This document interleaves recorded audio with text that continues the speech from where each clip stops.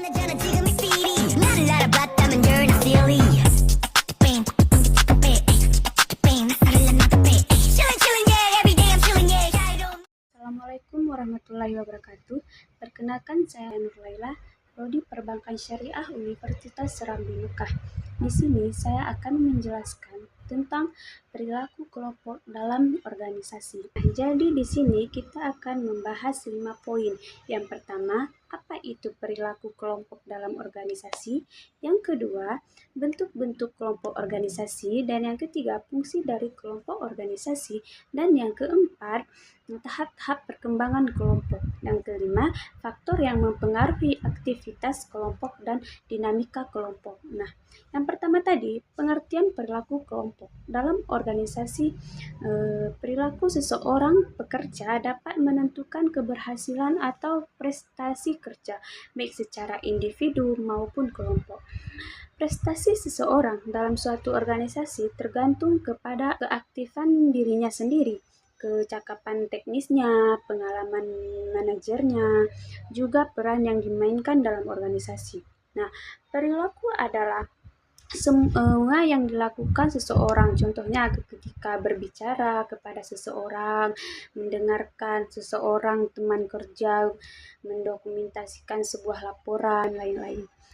Kelompok didefinisikan jika 2 atau lebih karyawan yang berinteraksi satu sama lain demikian rupa sehingga perilaku dan atau prestasi anggota dipengaruhi oleh perilaku dan atau prestasi anggota lainnya. Kelompok adalah kumpulan individu di mana perilaku dan atau kinerja satu anggota dipengaruhi oleh perilaku prestasi anggota lainnya yang berinteraksi dan saling bergantung untuk mencapai sasaran tertentu. Nah, sedangkan organisasi terdiri dari bagian-bagian fungsi-fungsi dan integral dalam keseluruhan sistematik yang saling berhubungan. Jadi perilaku kelompok adalah semua kegiatan yang dilakukan 2 atau lebih yang berinteraksi dan saling mengaruhi dan saling bergantung menghasilkan prestasi yang positif baik untuk jangka panjang dan pertumbuhan diri. Poin nomor 2 yaitu bentuk-bentuk kelompok dalam organisasi. Yang pertama itu ada kelompok primer. Kelompok primer adalah kelompok-kelompok primer yang mempunyai sifat adanya keakraban kerja sama dengan hubungan tatap muka mereka dalam beberapa perasaan. Tetapi pada intinya mereka secara mendasar membentuk sifat sosial dan bercita-cita individu. Yang kedua itu kelompok formal dan informal. Kelompok formal adalah suatu kelompok yang sengaja dibentuk dengan struktur dan tujuan yang jelas atau melaksanakan suatu tugas tertentu. Anggota-anggotanya biasanya diangkat oleh organisasi sejumlah orang yang ditetapkan untuk melaksanakan suatu tugas tertentu, merupakan bentuk dari kelompok formal. Poin nomor 3 adalah fungsi kelompok-kelompok dalam organisasi. Mempunyai fungsi tertentu baik untuk organisasi maupun anggotanya. Nah, adapun fungsi kelompok bagi individu maupun organisasi adalah yang pertama, kelompok sebagai alat utama untuk mengurangi rasa ketidaknyamanan, kegelisahan, dan rasa kurang mampu. Para individu merasa lebih perkasa, mengurang rasa keraguan, lebih tahan dari ancaman-ancaman ketika ia merupakan bagian kelompok. Nah, yang kedua itu, kelompok menjadi alat untuk melakukan tugas-tugas yang kompleks dan tugas-tugas yang memerlukan saling ketergantungan di antara 2 orang atau lebih yang suka dilakukan secara individual. Yang ketiga, kelompok merupakan alat untuk menyatakan diri sendiri dan memilihkan pengakuan diri. Yang keempat, kelompok menjadi alat bantu memacukan ide-ide baru atau alat untuk menyelesaikan suatu tugas secara kreatif. Yang kelima, kelompok merupakan alat utama untuk memenuhi kebutuhan afiliasi atau kasih sayang yang di dalamnya setiap orang memiliki kebutuhan untuk dukungan cinta, dan persahabatan. Nah, yang kelima, kelompok dapat berfungsi sebagai alat koordinasi atau penghubung di antara beberapa departemen yang bekerja dalam kondisi saling bergantungan. Baik, poin yang keempat adalah tahapan-tahapan perkembangan kelompok. Memajukan suatu kelompok merupakan suatu proses yang di dalamnya terdiri dari tahapan-tahapan tertentu. Artinya, tidak ada satu kelompok yang langsung bekerja efektif.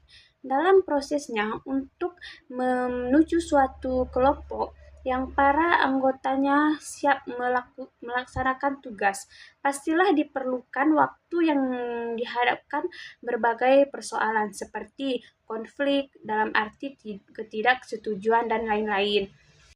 Nah, poin yang kelima, faktor yang mempengaruhi efektivitas kelompok dan dinamika kelompok. Efektivitas suatu kelompok akan mempengaruhi oleh berbagai macam faktor yang terkait dengannya. Faktor-faktor tersebut dapat dikelompokkan dalam 3 kategori. Faktor pertama adalah faktor anggota kelompok, yakni potensi anggota, misalnya pengetahuan, keterampilan, kemampuan, dan kepribadian. Faktor yang kedua adalah faktor dinamika, yaitu faktor yang mempengaruhi proses kelompok tergantung berupa struktur kelompok, norma kelompok, kepemimpinan kelompok, ukuran kelompok, dan komposisi anggota. Kelompok senantiasa berada dalam lingkup suatu organisasi. Terkait dengan ini, terdapat sejumlah faktor yang dapat mempengaruhi kelompok. Faktor ini meliputi strategi, sistem otoritas formal, peralatan yang ada, sistem pengajian, sistem penilaian, perancangan tempat kerja, dan jenis pekerjaan masing-masing. Faktor tersebut dapat mengakibatkan terjadinya kerjasama, persaingan, konflik, perbedaan pendapat, dan lain-lain. Nah, jadi kesimpulan perilaku kelompok dalam organisasi adalah aktivitas yang dilakukan 2 orang atau lebih yang berkumpul dalam berinteraksi sebagai anggota organisasi untuk mencapai tujuan organisasi tertentu yang telah disepakati. Perilaku individu harus diarahkan menuju kepentingan organisasi, digunakan mencapai tujuan organisasi, sehingga dalam perkembangan selanjutnya melakukan kelompok perkembangan menjadi perilaku organisasi. Ada begitu banyak manfaat dari keberadaan kelompok dalam suatu organisasi, baik manfaat untuk individu sebagai bagian atau anggota kelompok, maupun bagi efektivitas kerja atau organisasi yang sedang berjalan. Di dalam suatu kelompok yang sebenarnya, para anggota mempertimbangkan diri mereka menjadi sendiri dengan bertanggung satu dengan lainnya untuk mencapai tujuan umum, dan mereka saling berhubungan satu dengan yang lain secara teratur untuk mengejar tujuan atas dukungan dalam suatu periode waktu. Sekian dari saya. Apabila ada kesalahan, saya mohon maaf. Assalamualaikum warahmatullahi wabarakatuh. Dadah.